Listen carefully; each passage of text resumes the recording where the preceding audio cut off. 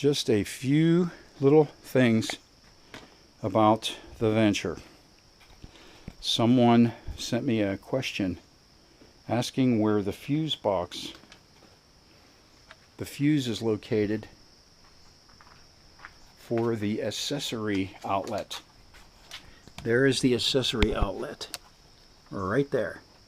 You can plug something in, like that's, like I call them cigarette lighter outlets, but the guy didn't have power there, and he said that the fuse box under this side cover here didn't have a fuse for that. So he asked, well, what's the deal? Well, here's the deal. There's a second fuse panel right in front of your brake lever behind this cover. There's 5 fuses in there. I think one of them is for the cruise control. One of them is for the sound system, intercom, radio. And one of them is for the heaters on the carburetors. These machines actually have heaters on the carburetors. I think there's one other thing that runs off of that, and I can't remember what it is. But anyway, there's 2 fuse panel locations on these machines. Okay, something else you might be interested in.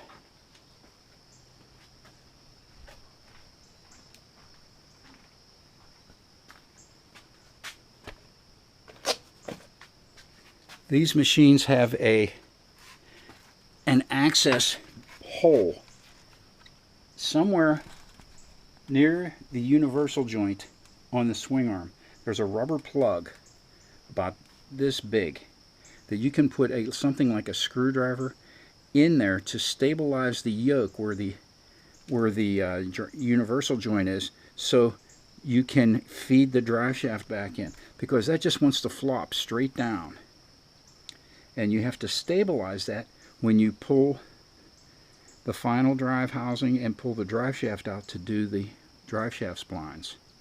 And that button has a rubber plug right on the top or near the top that you can just take the plug out, stick a screwdriver in there and hold the drive shaft yoke, the thing with the universal joint attached to it, to hold it still so you can feed the drive shaft into it. That took me a couple hours to figure that out. I didn't know about that plug, but when I took the swing arm off, when I was doing all the maintenance on this that I assumed had never been done, I discovered that plug, and I pulled it out and looked on in there, and I could stick my finger in there and feel the universal joint. So so that's how you hold it still. Okay, so I got that.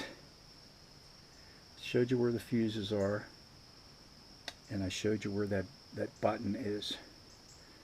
I wanted to show you where the horns are on these machines. Okay, the stock horn, 2 horns. One of them was right here, the stock one. I took it off because I wanted real horns on my machine. Alright, now when you hit the horn button, you know that there's 2 horns. An alto and a bella. Well, where's the second horn?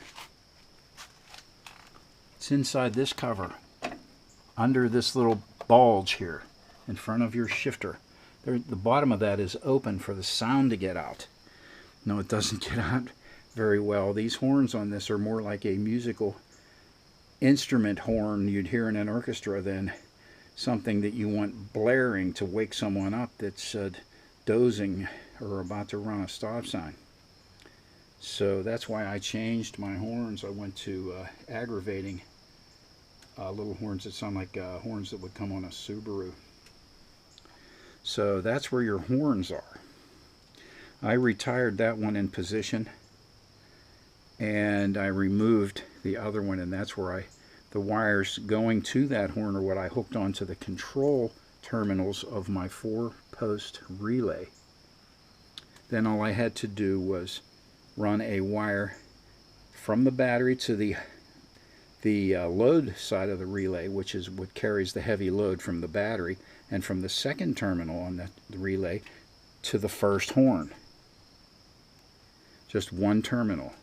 And I have them wired in series, not in parallel. What does that mean? That means that the horns have 2 terminals each. Okay? Now I could have ran a hot and a ground and a hot and a ground to each horn. That would be wiring it in parallel. Okay, but I wired them in series. So all I had to do was bring one hot wire from the second load terminal on the relay to one terminal on one horn. Then I ran a jumper between the second terminal on the first horn to the terminal, one terminal, doesn't matter, on the second horn. Okay? Then from the second terminal on the second horn, I just have it going to ground. I have a ring connector that goes from the second terminal to ground, and that completes the circuit from battery through the relay to the first horn, through the first horn to the second horn, through the second horn to ground, and that completes the circuit. It's really very simple. It's just a switch loop. Anyway, I replaced the pretty sounding, not very effective stock horns on this machine. And I guess that's pretty much all I wanted to cover tonight, was fuse location. And one other little thing I could pass on. I've mentioned this before. I carry my spare key under this cover. What if I lose my key? Okay, then all I have to do is locate an Allen wrench to remove this cover, and I have my key wrapped in plastic and zip tied under this cover. Okay, well, what if I'm not near, what if I don't, where am I going to get an Allen wrench? I have it right in here, right in that little pouch there, just a small Allen wrench. And even if I didn't have it there, it's easier to go to an auto parts store and buy, or a dollar store and buy a cheap set of Allen wrenches to remove the bolt so I can get to my key, because you don't want to lose your key on a trip, because you have to replace. My first venture, I think it was 11 lock sets if you lose your key. It had ignition was 1, radio you could remove with the key was 2, glove compartment was 3, door over the gas cap was 4. Each saddlebag had 2. That's 5, 6, 7, 8. Trunk had 1. That was 9. 2 helmet locks was 10, 11. That's 11 keys. If you I think the gas cap may have had a key in it. That would have been 12. I'm not sure about that. So it was either 11 or 12 lock sets if you don't have a spare key on your bike. Now you can hide it somewhere that's tough to get to, and you will be able to get to it if you put it somewhere where you just need a tool, like a pair of wire cutters, like if you have it zip tied somewhere, or an Allen wrench like I mentioned.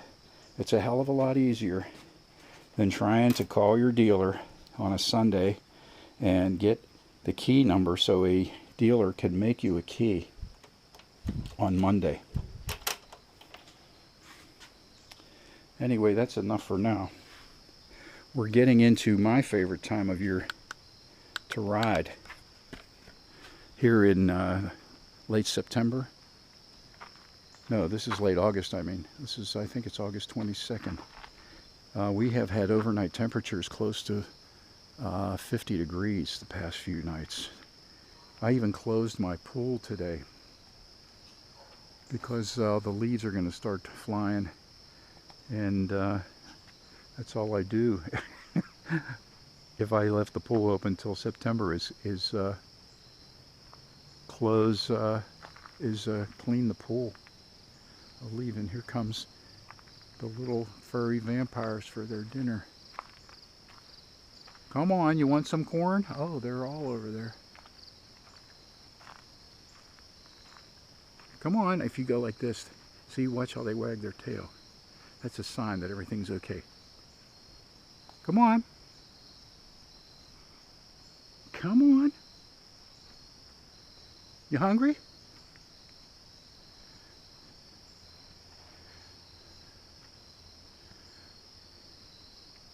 Look what they did to my cucumber and one of my tomato plants. I had to put extensions on my fence because they were gobbling it up. You can see all those tops were sheared off there by their little hungry things. Come on, let's eat. You hungry? Come on. Anyway, we're getting into my favorite time of the year to ride. The first leaves up on that tree right there, the first purple and orange and red leaves, second week in August. So I can't wait. I'll see you there.